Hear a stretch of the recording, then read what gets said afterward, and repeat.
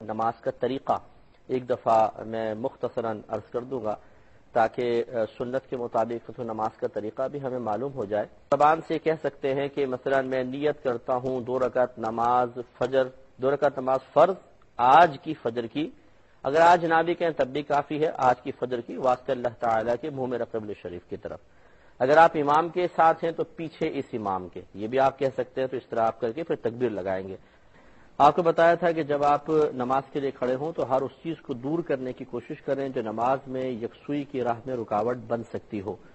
کھڑے ہو جائیں تو 3 بار اپنی بائیں جانب اعوذ باللہ من الشیطان الرجیم لا حول ولا قوت الا باللہ العلی العظیم پڑھ کر 3 دفعہ تھو تھو تھو کر دیں۔ تھوکیں گے نہیں باقاعدہ، لیکن بس یوں قصد ارادہ کریں جیسے میں شیطان کے منہ پر تھوک رہا ہوں، تو شیطان بھاگ جاتا ہے۔ اور اس کے بعد پھر دونوں پیروں کے درمیان 4 انگلیوں کا فاصلہ رکھیں، نہ بہت زیادہ پھیلا کے رکھیں نہ بہت زیادہ ملا کے رکھیں، 4 انگلیوں کا فاصلہ بس نارمل ہونا چاہیے، یہ سنت کریمہ ہے۔ اور پاؤں سیدھے کعبۃ اللہ کی سمت ہوں، بعض یوں کھڑے ہوتے ہیں، ایسے ٹیڑھے پاؤں کر کے کھڑے ہوتے ہیں، یہ صحیح نہیں ہے، بلکہ سیدھے پاؤں رکھنا سنت کریمہ ہے۔ اس کے بعد چہرہ بھی ہمارا تکبیر کے وقت اٹھا ہونا چاہیے اور کعبۃ اللہ کی سمت ہو۔ بعض ہمارے بھائی نیچے دیکھ کر تکبیر لگاتے ہیں، پاؤں کو دیکھ کے تکبیر لگاتے ہیں، یہ طریقہ خلاف سنت ہے۔ چہرہ آپ کا کعبۃ اللہ کی سمت ہونا چاہیے۔ اور امام اعظم ابو حنیفہ رضی اللہ تعالی عنہ کے لیے، مرد کے لیے سنت یہ ہے کہ وہ اپنے انگوٹھوں کو کان کی لاؤ کے ساتھ کرے، تو چاہے آپ یوں اس طرح تکبیر لگا لیں یا کانوں سے ٹچ ہی کر لیں تب بھی ٹھیک ہے، کہ ہاتھ نبی کریم صلی اللہ علیہ وسلم سے اونچے اٹھانا ثابت ہے کندھوں تک، ایک روایت میں کندھوں تک، ایک روایت میں ہے کانوں تک، دونوں کو ملا کر پھر یہ نتیجہ نکالا کہ اس طرح ہاتھ انگوٹھیاں رکھیں تو کانوں کے برابر بھی ہو جائیں گے اور کانوں تک ہاتھ اٹھنا بھی، کندھے سے اوپر ہاتھ اٹھنا بھی ثابت ہو جائے گا، متحقق ہوگا۔ تو انگلیاں جو جس وقت تکبیر لگائی جاتی ہیں ساری انگلیاں اپنی نارمل حالت پر چھوڑ دیں، نہ بالکل ملائیں نہ بہت زیادہ کھولیں، بلکہ نارمل حالت پر ہو، اور ہتھیلی کا اور انگلیوں کا رخ کعبۃ اللہ کی سمت ہو، یعنی اس طریقے سے، اور پھر یہ آپ تکبیر لگائیں گے۔ تو اس سے معلوم ہوا کہ یہ سنت مستحبہ ہے کہ ہتھیلی اور انگلیوں کا رخ کعبۃ اللہ کی طرف ہو۔ تو بعض جو ہیں وہ اس طرح تکبیر لگاتے ہیں یوں ہاتھ بند کر کے، یوں، یہ بھی خلاف سنت ہے، سمجھ لیں۔ اس طرح بعض اس طرح کر کے لگاتے ہیں تکبیر، یوں تکبیر لگاتے ہیں، تو یہ ہتھیلیاں دائیں بائیں ہو گئی، کعبۃ اللہ کی سمت نہیں ہوئی، تو یہ خلاف سنت ہے۔ اس لیے سنت یہ ہے کہ اس طرح ہو اور انگلیاں اپنے نارمل حالت پر چھوڑ دیں اور تکبیر لگائیں، اللہ اکبر کہہ کر متصلاً ہاتھ باندھ لیں۔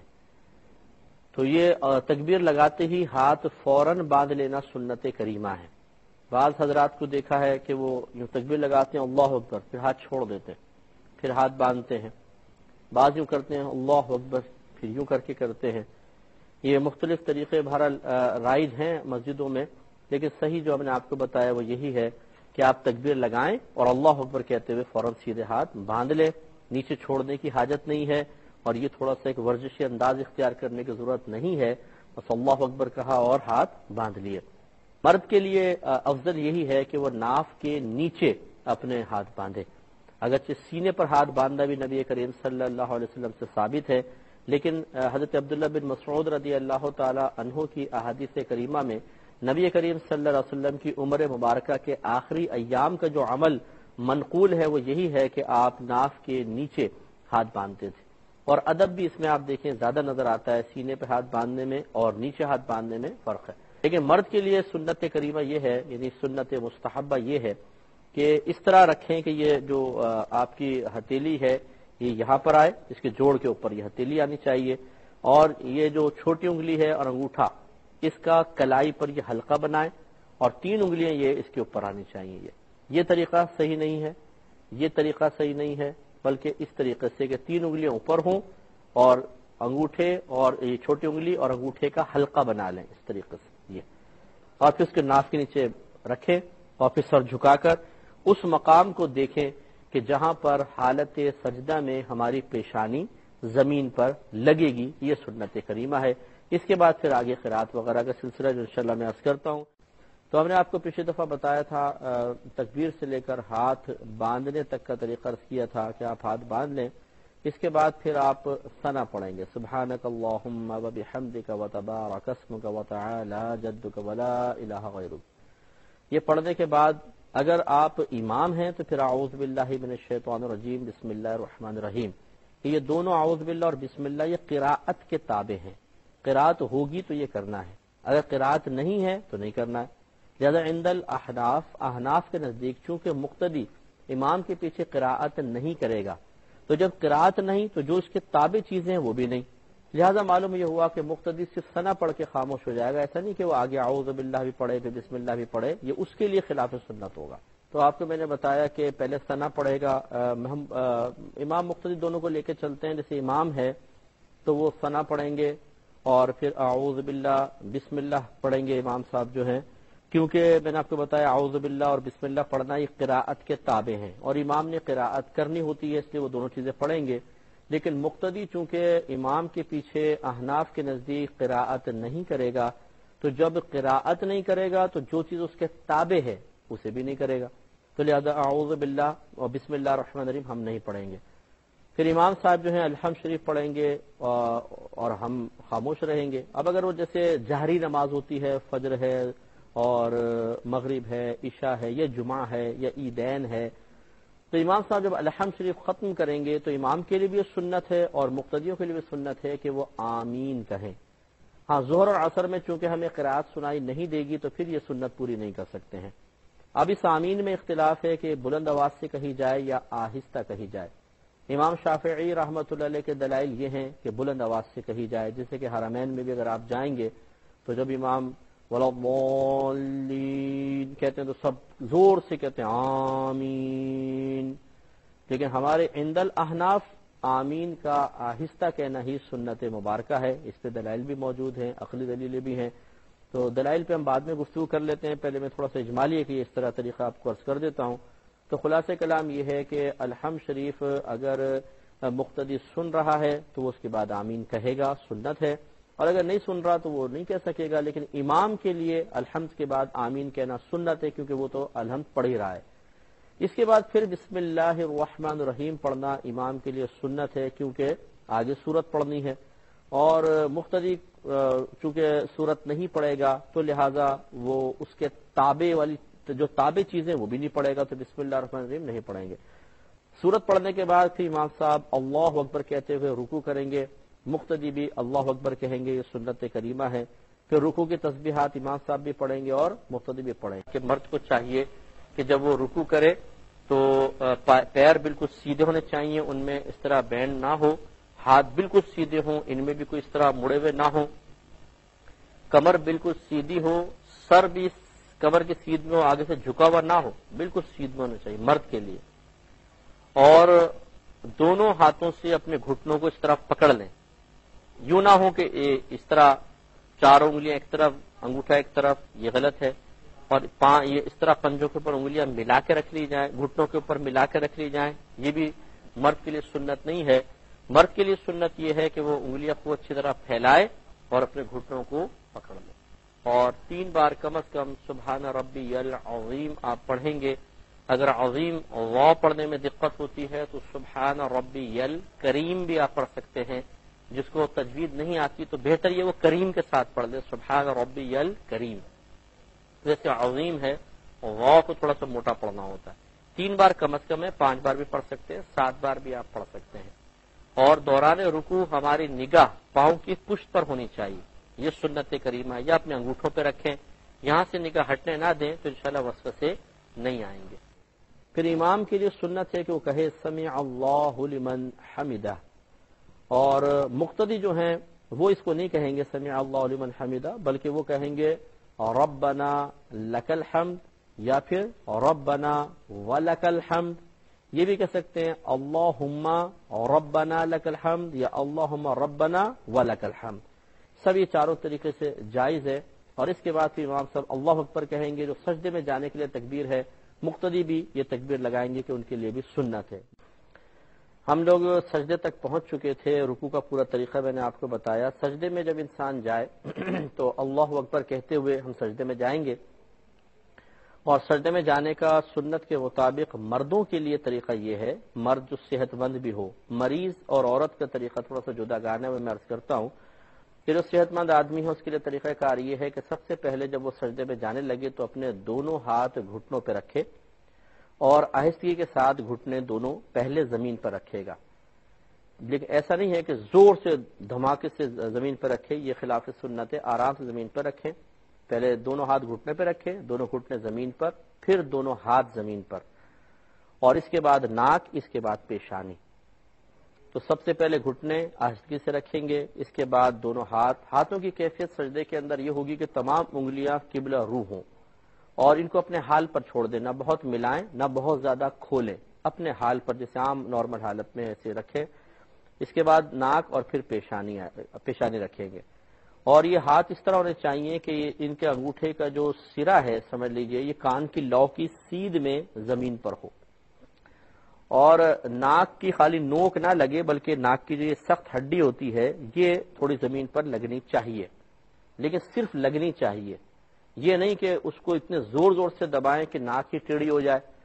یا یہ سامنے کی ہڈی جو ہے وہ اتنے زیادہ دبائیں کہ چپٹی ہو جائے بالکل، تو یہ مبالغہ آرائی بھی بعض اوقات مسائل نہ سمجھنے کی بنا پر ہوتی ہے۔ اور اس کے بعد پھر پیشانی زمین پر رکھیں گے۔ پیروں کی کیفیت یہ ہوگی، نبی کریم صلی اللہ علیہ وسلم کے بارے میں مسلم شریف میں واضح طور پہ موجود ہے کہ جب آپ سجدہ فرمایا کرتے تھے تو آپ کے 10 انگلیوں کا رخ قبلے کی طرف ہو جایا کرتا تھا، یعنی پیروں کی 10 انگلیوں کو آپ موڑ کر قبلہ رو کر دیا کرتے تھے، اس لیے یہی طریقہ سب سے بہتر ہے۔ اور چونکہ یہ نبی کریم صلی اللہ علیہ وسلم کا ایک دائمی طریقہ ثابت ہوا، لہذا علماء کرام نے بیان فرمایا کہ جیسے یہ انگلی ہے، مثلا یہ پاؤں کی انگلی ہے، اس کے نیچے جتنا حصہ اس کو پیٹ کہتے ہیں، پیٹ، انگلی کا پیٹ، تو چونکہ نبی کریم صلی اللہ علیہ وسلم کی 10 انگلیاں مڑ کر قبلہ رو ہو جایا کرتی تھیں اور یہ اکثر آپ کا عمل ثابت ہوا، تو اس کو پھر فقہائے کرام نے بڑی اہمیت دی ہے کہ اس کا مطلب یہ ہوا کہ یہ کوئی معمولی چیز نہیں ہے، پاؤں کی انگلیوں کا زمین پر لگنا بھی ایک بہت ہی اہم شے ہے، اسی وجہ سے نبی کریم صلی اللہ علیہ وسلم نے اس کا اہتمام فرمایا۔ لہذا پھر فقہا نے جب تمام جزیات کا مطالعہ کیا تو نتیجہ نکالا کہ 10 انگلیوں میں سے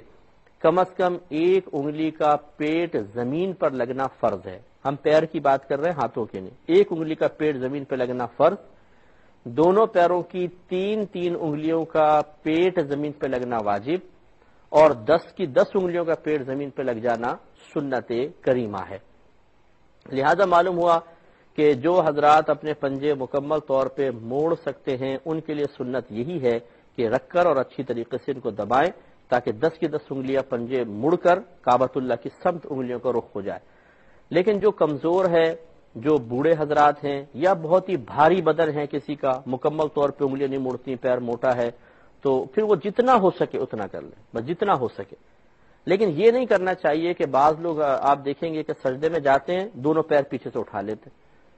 یاد رکھیں کہ جس نے دونوں پیر اٹھا کے رکھے سجدے میں اس کا تو سجدہ ہوگا ہی نہیں، جب سجدہ نہیں ہوگا تو نماز بھی نہیں ہوگی۔ اسی طرح بعض صرف انگلیوں کے سرے رکھتے ہیں، یوں اس طرح سرے، صرف انگلیوں کے سرے، ہلکا سا یوں انگوٹھا رکھا ہوتا ہے، باقی انگلیاں یوں ٹیڑھی میڑھی ہوتی ہیں، صرف انگوٹھا رکھا ہوا ہے، یہ بھی طریقہ بالکل غلط ہے۔ کوشش یہی کریں کہ آپ رکھ کر تھوڑا سا اس کو دبائیں جہاں تک ہو سکتا ہے، آسانی کے ساتھ، زبردستی کی ضرورت بھی نہیں ہے، لیکن جہاں تک ہو سکے بالکل دبا کر پڑھے تاکہ فرض واجب شرط وغیرہ پوری ہو۔ اگر 10 انگلیاں نہیں مڑ سکتی، جتنا حد تک وہ پاؤں کو دبا سکتا ہے دبائے۔ ہاں جو مجبور ہے وہ معذور ہے، تو شریعت نے اس کو پھر رعایت دی ہے۔ اگر کوئی ایسے ہیں کہ بہت ہی بھاری بدن ہے، پاؤں پنجے مڑتے ہی نہیں ہیں، اس میں پھر اگر سیدھی بھی انگلی کھڑی کریں گے تو انشاءاللہ ان کا سجدہ ہو جائے گا، اللہ تعالیٰ قبول فرمائے گا۔ لیکن یہ جو حضرات کرتے ہیں کہ پاؤں دونوں کے دونوں اٹھا لیتے ہیں، یہ بالکل غلط ہے، اس طریقے سے نہیں کرنا چاہیے۔ تو یہ اچھا، اب سجدے میں ہونا ہی چاہیے کہ آپ نے سب سے پہلے ہم صحت مند اور مرد کے بارے میں عرض کر رہے ہیں کہ پہلے دونوں گھٹنوں پہ ہاتھ رکھیں، پھر نرمی سے دونوں گھٹنے زمین پر، پھر دونوں ہاتھ، پھر ناک، پھر پیشانی، اور پیروں کی 10 انگلیوں کو موڑ کر قبلہ رو کر لیا جائے۔ اور مرد کے لیے سنت مبارکہ یہ ہے کہ اس کی پنڈلیاں زمین سے تھوڑی اونچی ہوں اور رانے پنڈلیوں سے جدا ہوں، پیٹ رانوں سے جدا ہو، اور یہ بازو جو ہیں یہ تھوڑا سا پھیل کے وہ سجدہ کرے، لیکن ایسا بھی نہ کرے جماعت کے اندر کہ یہ پھیلایا ایک آدمی ادھر گیا، بیچارہ ادھر گیا، یہ غلط طریقہ ہے. تو پھر آدمی سمٹ بھی سکتا ہے کیونکہ پڑوسی کا بھی لحاظ کرنا ہوتا ہے، لیکن جب تنہا نماز پڑھ رہے ہوتے ہیں تو پھر اچھی طریقے سے پھیل کر سجدہ کرنا مرد کے لیے سنت کریمہ ہے. اور حالت سجدہ میں انسان کی نگاہ ناک کی نوک پر ہونی چاہیے، یہ مستحب ہے. اس پہ انشاءاللہ اس کی وجہ سے وسوسے کم سے کم آئیں گے، جیسے کہ میں نے آپ کی خدمت میں وضاحت عرض کی تھی. تو پہلا سجدہ کرنے کے بعد پھر اللہ اکبر کہتے ہوئے بیٹھیں گے. دو سجدوں کے درمیان بیٹھنا جلسہ کہلاتا ہے، اور یہ کم از کم ایک بار سبحان اللہ کہنے کی مقدار ہونا چاہیے. تو اللہ اکبر کہتے ہوئے سیدھے بیٹھے، تھوڑی دیر ٹھہرے، پھر اللہ اکبر کہتے ہوئے اگلے سجدے میں چلے جائیں اور اسی طرح سجدہ کر لیں. اب اس کے بعد پھر اللہ اکبر کہتے ہوئے دوسری رکعت کے لیے اٹھنا ہوگا. تو میں آپ کی خدمت میں عرض کر رہا تھا کہ پہلا سجدہ مکمل کیا، اب اللہ اکبر کہتے ہوئے اگلی رکعت کے لیے اٹھنا ہے. مرد حضرات جو صحت مند جیسے ہم نے عرض کیا تھا ان کے لیے طریقہ یہی ہے کہ پہلے وہ پیشانی اٹھائیں، پھر ناک، اس کے بعد دونوں ہاتھ اٹھا کر انہیں گھٹنوں پہ رکھ دیں، اور پھر گھٹنے اٹھائیں اور پنجوں کے بل کھڑا ہونا سنت کریمہ ہے. پنجوں کے بل یعنی ایڑی وغیرہ نہ لگے، صرف پنجوں پہ انسان کھڑا ہو، یہ سنت مبارکہ ہے. تو پہلے پیشانی اٹھائیں، پھر ناک اٹھائیں، پھر دونوں ہاتھ اٹھا کر انہیں دونوں گھٹنوں پہ رکھ دیں، پھر دونوں گھٹنے اٹھائیں اور پنجوں کے بل کھڑے ہو جائیں. جس کو یہ عادت نہیں ہوتی پہلے پہل، وہ کبھی کبھار آگے وہ گر جاتا ہے، جھٹکا کھاتا ہے، اس کو پریشانی ہوتی ہے. تو ایسی عادت بن جائے گی. گھر میں جب آپ نمازیں پڑھیں یا سنت وغیرہ پڑھیں تو تھوڑا سا پریکٹس کرتے رہیں تو انشاءاللہ پنجوں پر کھڑے ہونے کی سنت مبارکہ کا بھی ثواب حاصل ہو جائے گا. کھڑے ہو گئے، اگلی رکعت پڑھیں، اسی ترتیب کے ساتھ پھر آپ نے رکوع کیا، پھر سجدہ کیا. اب اس کے بعد تشہد میں بیٹھنا ہے.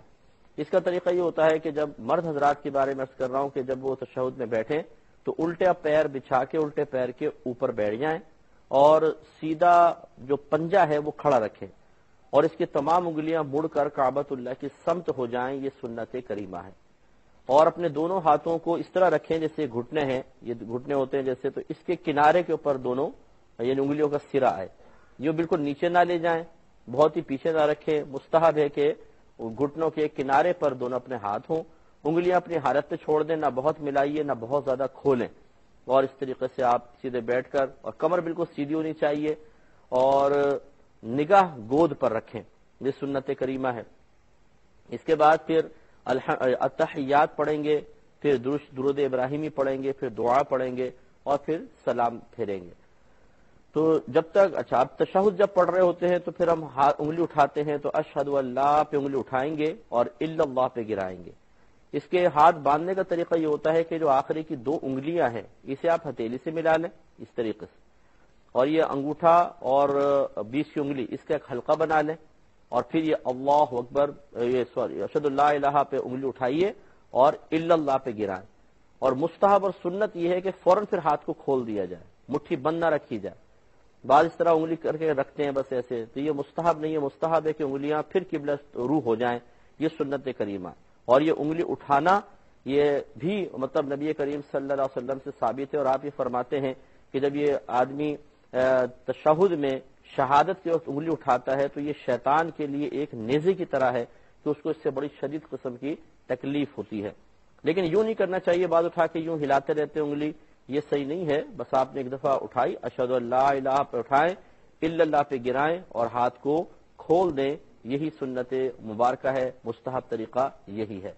آخر میں جب سلام پھیرنا ہوتا ہے تو السلام علیکم ورحمۃ اللہ کہیں گے، اور سیدھی جانب کندھے کو دیکھنا سنت کریمہ ہے، اور اسی طرح الٹی جانب بھی. جب آپ جماعت میں نماز پڑھ رہے ہیں، اگر آپ امام کے پیچھے ہیں تو امام کو بھی سلام کرنے کی نیت کر لیں.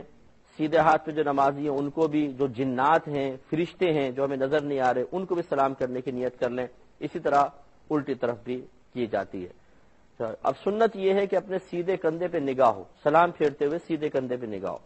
بعض ہمارے بھائی پوری صف کو دیکھتے ہیں، وہ آگے نکل جائیں گے، ادھر کو دیکھیں گے ادھر کو دیکھیں گے، تو اتنے آگے نکلنے کی حاجت نہیں ہے. اور تو سنت کے مطابق بس اپنے کندھوں کو دیکھیں، سنت انشاءاللہ ادا ہو جائے گی.